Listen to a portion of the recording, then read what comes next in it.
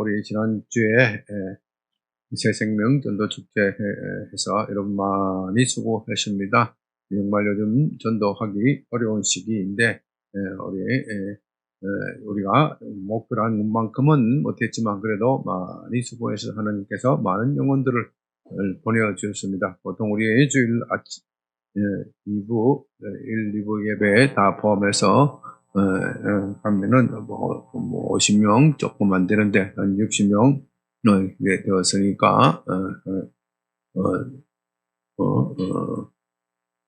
평소보다 한 10분 이상 그렇게 많이 오셨습니다. 모처럼 교회를 방문하신 분도 있고 처음 오신 분도 있는데 하여튼 요즘 어려운 시기에 그만큼 하신 것도 하나님께서 많이 은혜를 주셨고 또 여러분들이 많은 수고를 하셨습니다.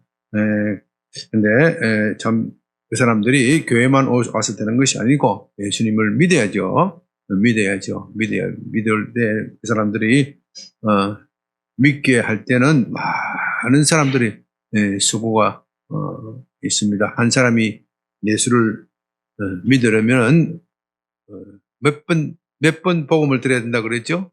김병숙 목사님? 평균적으로 20번 이상 예수 믿어라 소리가 들어야 된대요. 그래 여러분들이 그분들이 우리 교회는 정착 못할 수도 있지만 또 다른 교회에 정착할 수도 있으니까 그런 수고가 언제가 결실을 맺을 겁니다. 요즘은 정말 세상이 악해져서 전도하는 것을 교회마다 귀히 여기지 않는 교회도 있고 또 전도해도 이 세상 사람들이 듣지 않는 사람들도 있지만 하나님은 참으로 귀하게 여기십니다. 오늘 본문의 말씀이 그런 것이죠. 모든 세인과 죄인들이 말씀을 들으러 가까이 나오니 예수님이 이 죄인들과 세리와 죄인들, 세리와 죄인들, 세리는 곧 그 당시 요즘 말로 하면 세무공무원이지만은 죄인들과 가까운 죄인들과 거의 동일한 취급을 취급을 받을 정도로 부패하고 타락한 사람들입니다. 요즘 말로 하면 우리나라 말로 하면 탐관오리죠. 가렴 추구하는 백성들의 피를 빨아먹는 그런 악한 사람들이고 죄인들은 곧 이스라엘의 율법에 따라서 살지 못하는 그런 여러 가지 이유로 율법에 따라 살지 못하는 율법을 제대로 지키지 못하는 그런 사람들을 말하죠. 그들은 이스라엘 사람들이기는 하지만 율법을 제대로 지키지 못하기 때문에 죄인들로 분류되었기 때문에 그런 사람들과 가까이 하면 불결해진다. 이스라엘 사람들에게는 이스라엘의 율법사와 랍비들에게는 정결해진다는 것이 참으로 중요하게 생각했습니다. 깨끗하고 정결하게 한 것. 그래서 밖에 나가서 들어올 때도 어떻게 해요? 손을 씻어야 돼. 늘 이 정결해야 된다. 정결해야 하나님께 나아갈 수 있다. 그런 생각이 있었기 때문에 불결한 사람과 접촉하면 어떻게 돼요? 불결해지기 때문에 하나님께 나아갈 수가 없는 거예요. 그래서 그런 불결한 사람들과 늘 거리를 두고 살았습니다. 그런데 이 불결의 대명사들인 세리와 죄인들을 예수님께서 가까이 하신단 말입니다. 그러니 바리새인들과 서기관들이 수군거렸다. 이 사람이 죄인을 영접하고 음식을 같이 먹는다. 이게 무슨 말입니까? 이 사람이 자기 스스로 메시아라고 말하고 또 모든 사람들로부터 메시아라고 하나님이 보낸 사람, 또 어떤 사람은 메시아까지는 아니더라도 적어도 하나님이 보내신 선지자다. 위대한 대선지자. 오랫동안 이 이스라엘의 선지자가 없었더니 하나님이 마침내 선지자를 보내어서 우리의 백성들을 위로한다.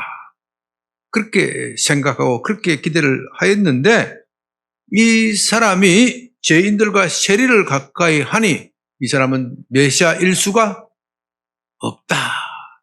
수군거리는 내용이 그런 거예요. 수군거리는 내용이 이 사람이 메시아일 리가 없다. 메시아라면 그들이 죄인인 줄 알고 그들이 오면은 어떻게 해요? 피해야 돼요. 피해야 돼. 그들과 말하더라도 좀 멀리 떨어져서 이야기를 해야 돼. 그들과 불가피하게 말을 하더라도 좀 멀리 떨어져서 제가 여기 있으면 저 양변교회 저 밖에 저 문 앞에서 이야기를 해야 돼. 여기 들어오면 안 돼. 네? 그렇게 해야 그들을 이 참 메시아이지 어떻게 죄인들과 세리들과 같이 하느냐. 죄인들과 세리가 같이 하는 정도가 아니고 그들과 함께 섞여서 무엇을 먹어요? 음식을 먹는다. 음식을 같이 나눠 먹는다. 옛날에는 이때 이 음식을 먹는 것이 요즘같이 1인분 식탁으로 딱딱딱딱 되어 있는 것도 아니고 함께 공동으로 먹는단 말입니다. 그러니까 공동으로 손을 집을 수도 있고 접촉할 수도 있고 또 옆에 바로 섞여서 먹으니까 이 사람은 죄인과 접촉하는 사람이니까 불결해진다. 불결해진다. 그럴 때 주님께서 이 비유를 말씀하십니다. 그러니까 이 바리새인들과 서기관들은 자기는 뭐라고요? 자기는 죄인일 리가 없다. 죄인일 리가 없다. 그렇게 생각하는 겁니다. 이것이 참 그들이 고정적인 생각이고 율법에 자기들은 율법을 잘 지키기 때문에 자기들은 죄인일 리가 없다. 바로 이 생각을 깨우쳐 주기 위해서 지금 이 비유를 계속하고 계시는 겁니다. 예수님이 이 바리새인들과 서기관들과 이 대립이 처음에는 조그만한 것에 시작되어서 점점점 심화되고 강화되어 마침내 십자가 사건에 이르게 되는데 그 핵심적인 이유는 예수님은 그들이 죄인이라고 하였고 그들은 우리는 죄인일 리가 없다 하는 것이 그 핵심적인 이유입니다. 바로 그것을 생각하면서 오늘 이 비유를 이해해야 제대로 이해할 수가 있습니다. 여기 중에 어떤 사람이 양 100마리가 있는데 그중 하나를 잃으면 9마리를 덜에 두고 그 잃은 것을 찾아내기까지 찾아다니지 아니하겠느냐. 또 찾아낸 적 즐거워 어깨에 메고 집에 와서 그 벗과 이웃을 불러 모으고 말하되 나와 함께 즐기자. 나의 잃은 양을 찾아내어노라. 좀 여기까지 예수님께서 죄인들과 세리들과 죄인들과 함께 식사한 것을 기뻐하셨다는 것입니까? 어떻다는 겁니까? 이 말씀 속에 죄인들과 세리들과 함께 식사하기를 꺼리는 심정을 했다는 말입니까? 아니면 기뻐하고 즐거워했다는 말입니까? 기뻐하고 즐거워했다. 어떤 심정으로요? 잃어버린 양을 찾아낸 기쁨을 주었다. 내게는 그런 기쁨이 있다. 이 말씀이죠. 내게는 그런 기쁨이 있다. 나는 지금 99마리 양이 우리에 있는 양보다도 한 마리가 더 걱정이 되어서 온 산을 다 헤매고 온 골짜기를 다 헤매고 그렇게 해서 마침내 찾아낸 목자의 심정이다. 난 내게는 그런 기쁨이 있다. 너희가 그런 기쁨을 이해하지 못하는구나. 그 이유는 뭐라고요? 그들은 자기가 죄인일 리가 없다. 죄인일 리가 없다. 참 이 비유는 우리가 양을 안 키워봤기 때문에 잘 좀 이해하기 좀 어려운 것 같아요. 저는 이 비유를 말씀하면, 이 비유를 읽으면 또 누군가 설교하면 늘 그런 의심이 들었어요. 아니, 그럼 99마리는 어떻게 하란 말이냐? 이놈의 목자는 이상한 목자다. 99마리를 냅두고 말이지. 99마리는 이리가 잡아먹도록 냅둬도 되냐? 뭐 이러고 9마리는 어떻게 하고 이 목자가 한 마리를 찾아가지? 뭐 우리는 그런 생각을 늘 좀 의심이 들어요. 그런 생각이 드는데 아마 우리 안전하게 있는 것을 보고 찾아갔다 그런 이야기겠지요. 근데 이 아무나 이렇게 하는 건 아닌 것 같아요. 아무 목자나 그렇게 하는 건 아닌 것 같아요. 아무 목자나 한 마리가 잃었다고 해서 한 마리가 있다고 해서 온 산 험산 줄령을 찾아다니는 것은 아닌 것 같아요. 그까짓 그 양 찾아서 뭐 하나, 그 양 한 마리 얼마예요? 네? 네, 월급에서 까면 될 거 아니냐, 이 말이야. 네? 네? 변명할 거리가 많고 핑계거리가 많잖아요. 네? 이 99마리 양을 누가 돌보느냐. 네? 이 목자에게는 그 한 마리를 찾아가지 않을 이유가 100가지도 더 있어. 네? 그런데 굳이 양을 찾아간단 말입니다. 제 생각에는 좀 상상력이 좀 지나쳐서 그런지 모르겠는데, 이 양과 목자는 특별한 관계가 있었던 것 같아. 예? 예. 우리도 짐승을 키우다 보면 진짜 사랑스러워 예쁜 놈이 있잖아요. 예? 요즘은 그렇게 애완동물에 장례식도 있고, 예? 장례식 부고장도 있대. 예? 예? 예. 일주기도 있고, 부고장도 돌리고 그런데, 예? 그래서 조의금도 받는데, 예? 예? 예? 예? 예? 예? 희한한 세상인데, 어쨌든 간에 이 동물이지만, 이 미물이지만, 예, 같이 살고 같이 생활하다 보면 유별나게 정이 가고 애정이 가는 게 있어요. 예? 애정이 가는, 예, 그야말로 자식처럼 여기는 동물이 있어. 아마 그런 특별한 관계가 있지 않은가. 그런 생각이 듭니다. 그래서 요한복음 10장에서 예수님께서 말씀하시기를 10장 11절에서 나는 선한 목자라 선한 목자는 양들을 위하여 목숨을 버리거니와. 양들을 위하여 목숨을 버리거니와. 아무 목자나 양을 위해서 목숨을 버리는 거 아니에요. 응? 삭구는 목자가 아니요 양도 제 것이 아니라 이리가 오는 것을 보면 양을 버리고 달아나니 이리가 양을 물어가고 또 해치느니라. 이 삭구는 목자인 것 같지만 목자의 흉내를 내지만 그 심정에 양을 사랑하는 마음이 없어. 양을 사랑하는 마음이 없어서 양이 이리가 와서 물고 해치면은 불가피하게 내 목숨을 지키기 위해서 어쩔 수 없다. 주인이 따지면은 그렇게 말할 수도 있고 또 나중에 성질나면 어떻게 해요? 흔히 하는 말로 내 월급에서 까면 될 거 아니냐. 이렇게 계산적이고 타산적이고 이기적으로만 생각하지만 진짜 목자는 진짜 셰퍼드는 양을 위하여 자기 목숨을 버리는 것이다. 실제로 이런 목자가 있을까요? 실제로 이런 목자가 있을까요? 실제로 이런 목자가 있어요. 성경에 나오는 이런 실제로 나오는 목자가 있어요. 다윗이 그렇죠? 다윗이 골리앗과 싸움을 하러 자청하러 나갈 때 사울 왕이 뭐라 그럽니까? 너같이 어린 아이가 어떻게 그 골리앗과 싸워서 이길 수 있느냐?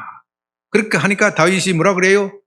왕이시여 그런 것이 아닙니다. 나는 내 양을 위해서 나의 목숨까지도 버리는 사람입니다. 사나운 짐승 사자나 곰이 내 양을 물고 가면 어떻게 해요? 물고 가면 그것을 내가 쫓아가서 그 사자의 입에서 내가 양을 곰에서 내가 그것을 건져냅니다. 이 방망이로 곰을 머리를 쳐서라도 그게 얼마나 위험한 행동입니까? 그게 얼마나 위험한 행동이에요. 그 아버지가 보면 어떻게 해요? 기겁을 할게, 기겁을. 기겁을 할 거예요. 아니, 이 자식이 말이야. 네 목숨이 중요하지. 그까지 양 몇 마리가 중요하냐? 그러니까 사울 왕이 이 도저히 체격이나 힘이나 자기 외모로 볼 때는 이 골리앗과 싸움이 안 되는 아이야. 청소년이야. 그 청소년을 어떻게 전쟁터에 보낼 수 있겠습니까? 그런데 그가 하는 말을 보니까 이 보통 아이가 아니거든. 이야, 그 어린 나이에 양을 위하여 자기 목숨을 걸 수 있는 아이. 그럴 정도로 믿음이 강하고 단단한 아이 같으면 내가 이거 무슨 일을 맡겨도 되겠다. 그렇게 해서 전쟁터에 보내는 거예요. 사울왕이 늘 그 아이를 전쟁터에 보내고 싶겠습니까? 그 전쟁에서 지면 어떻게 돼요? 골리앗과 싸움에서 지면 어떻게 돼요? 그렇지 않아도 지금 이스라엘 백성들이 수수에 몰리고 있는데 옛날 전쟁은 장수들이 나와서 딱 한 판 뛰잖아요. 한 판 뜨면 어떻게 돼요? 그 전쟁에서 깨지면 어떻게 돼요? 완전히 진 거야. 도망가기 바빠. 예? 예? 지금 이 한쪽에서는 블레셋 군대가 있고 한쪽에서는 이스라엘 군대가 있는데 그렇지 않아도 지금 블레셋 군대는 힘이 강하고 숫자도 많고 하는데 이 사울의 군대, 이스라엘의 군대는 숫자도 미약하고 힘도 약하단 말입니다. 그런데 두 장수들끼리 일합을 겨루는데 삼국지에 보면 일합을 겨루는 장면이 많이 나오잖아요. 이 장비가 나와서 딱 한 방 겨루는데 한 방에 박살을 내버리면 어떻게 돼요? 우와, 우리가 이겼다 하고 막 난리가 쳐들어가고 난리가 나고 진 팀은 어떻게 돼요? 주랭랑 치는 거예요. 그러니까 이 사울도 이 전쟁에 자기의 흔히 하는 말로, 세상적으로 하는 말로 명운을 거는 거예요. 명운을 건 싸움인데 그 어린아이를 어떻게 보낼 수 있겠습니까? 그 다윗의 단호함, 다윗의 그 용기, 용명을 보고 저 아이라면 하나님이 서실 것이다 하는 사울에게 믿음이 생기는 거예요. 여러분, 오늘 우리 다시 누가복음 본문으로 가서 우리 주님께서 이 본문을 우리에게 베풀어 주시는 것은 우리가 사람 하나의 영혼을 구하는 것이 이렇게 힘들고 어려운 것이다. 어려운 것이다. 마치 목자가 양을 지키는 듯 양의 사자나 곰에게 물려간 양을 그 사자나 곰의 입에서 건져내는 것이나 마찬가지다. 그렇게 건져냈을 때 내가 얼마나 기뻤겠느냐. 그것을 알아야 한다는 것이죠. 그런데 우리는 어떻게 보면은 이런 양, 한때는 이런 양이었지만 지금은 이런 양이 아니야. 이런 양이 아니니까 목자가 그 이런 양 찾아러 가는 거 보면 짜증이 나. 우리나 좀 돌봐주실 것이 저 자식 그러면 절대로 예수 안 믿어요. 우리 심정에 어떻게 보면 그런 정죄하는 마음이 있어. 주님, 우리의 목자 되신 주님, 저놈은 절대로 예수 안 믿을 인간입니다. 저놈은 맞아도 쌀놈입니다. 그런 마음이 우리에게 있다는 말입니다. 그러나 주님께서 말씀하십니다. 누가복음 15장 6절에서 5절 또 찾아낸 즉 즐거워하여 어깨에 메고 집에 와서 그 벗과 이웃을 불러 모으고 말하되 나와 함께 즐기자. 나의 이런 양을 찾아내었느라 하리라. 내가 너희에게 말하노니 이와 같이 죄인 한 사람이 회개하면 하늘에서는 회개할 것이 없는 의인 9으로 말미암아 기뻐하는 것보다 더 기뻐하리라. 여기에 지금 의인 9은 누구입니까? 누구를 말하는 것입니까? 이 비유에서 자기는 죄가 없다. 사실은 자기는 죄인이면서 죄가 없다고 말하는 99마리, 99마리, 우리나 잘 돌봐주시지 뭐하러 그 힘들게 찾아오십니까? 기껏 한 마리 어린 양을 찾아 놓았더니 이들이 하는 말이 주님, 우리나 잘 돌봐주시지 그놈은 원래 말 안 듣는 그 인간이지 않습니까? 그 추악한 인간을 위해서 왜 그렇게 수고를 하십니까? 왜 이해타산도 안 맞는 짓을 하십니까? 이 선한 목자의 행동은 우리 인간의 상식으로서는 도저히 이해할 수 없는 상식입니다. 어떻게 보면 이 비유 자체가 우리의 계산적이고 타산적이고 이기적인 마음으로서는 도저히 이해할 수 없는 그런 하나님의 마음입니다. 그러나 주님께서는 말씀하십니다. 내가 너희에게로니 이와 같이 죄인 한 사람이 회개하면 하늘에서는 회개할 것이 없는 의인 9으로 말미암아 기뻐하는 것보다 더 하리라. 사랑하는 여러분, 주님께서 우리 지난주에 전도 집회를 허락하셨고 또 계속해서 우리 교회를 통하여 많은 잃어버린 영혼들이 구원받기를 원하십니다. 그런 측면에서 볼 때 저와 여러분들은 이런 양을 찾는 목자로 부르심을 받은 겁니다. 먼저 믿은 우리는 이런 양을 찾는 목자로 부르심을 받은 겁니다. 그런데 목자가 악한 목자, 사꾼인 목자가 되면 안 돼요. 사꾼인 목자는 양에 대한 관심이 없어. 관심이 없어. 참으로 유감스러운 이야기이지만요. 교회에는 목사가 어떻게 보면은 대표적인 목자라 할 수 있는데, 이 교회의 목사들 중에 타락하고 부패해서 양에 대한 관심이 없고 그저 자기의 개인적인 이익, 개인적인 명예 이런 것만 추구하는 목사들이 너무 많아서 참 교회를 어지럽히고 또 하나님의 나라의 질서를 어지럽히는 것을 볼 때 참 안타까운 일입니다. 저도 이런 것을 늘 생각하면서 내가 정말로 선한 목자인가, 주님께서 내게 맡겨주신 그 목자의 임무를 다하고 있는가 늘 스스로 반성하고 그렇게 생각을 하고 있습니다. 늘 우리가 뭐 다른 목사들이 이렇다 저렇다 비판하기 전에 늘 우리 자신을 살펴야 합니다. 교회 안에서 목사만 이런 목자로 부르심을 받은 것이 아닙니다. 우리 성도들 함께 이런 부르심을 받았습니다. 특별히 이 다락방을 인도하는 우리 순장님들, 또 교사들, 또 직분자들은 하나님 앞으로 모두 이런 목자로 부르심을 받은 겁니다. 예수님께서는 대목자시고 목자당이신 예수님께서 우리를 이렇게 양들을 돌보는 작은 우리 각자의 섬기는 영역에 있어서 그런 목자로 부르심을 받았습니다. 이런 목자로 부르심을 받았을 때 여기에 최선을 다하면 상이 있는 겁니다. 다윗이 왜 어떻게 해서 사울 왕의 최고의 군사 지도자, 최고의 장군으로 오르고 또 어떻게 해서 왕으로 되었습니까? 그는 목자 일을 잘했기 때문에 이것이 우리에게 비유적이란 말입니다. 세상 사람들이 볼 때는 목자 일은 별로 하자는 것이야. 그래서 사무엘이 하나님의 명령을 받아서 누구죠? 기스의 아들 다윗의 아버지 에게 가서 다윗의 집안에 가서